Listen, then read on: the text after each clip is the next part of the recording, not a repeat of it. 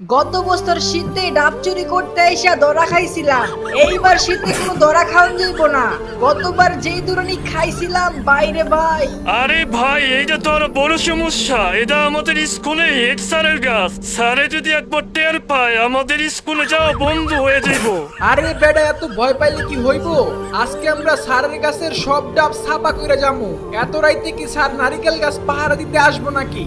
আমার মনে আছে আগের বার আমি যখন ডাব গাছে উঠছিলাম, পরে বাড়ির মালিক যখন আসছিল তখন তোরা আমারে রাই খাই পালাইছিলি। এইবার আমি গাছে উঠতে পারুম না। আরে ভাই আমরা দুজন তো গাছে উঠতে পারি না।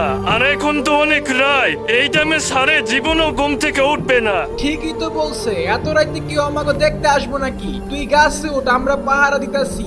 যদি তোরা এবার আমারে রাইখা পালাস তাইলে খবর আছে। আমি যদি ধরা খাই তাইলে তোদের দুইজনের নামও বইলা দিমু।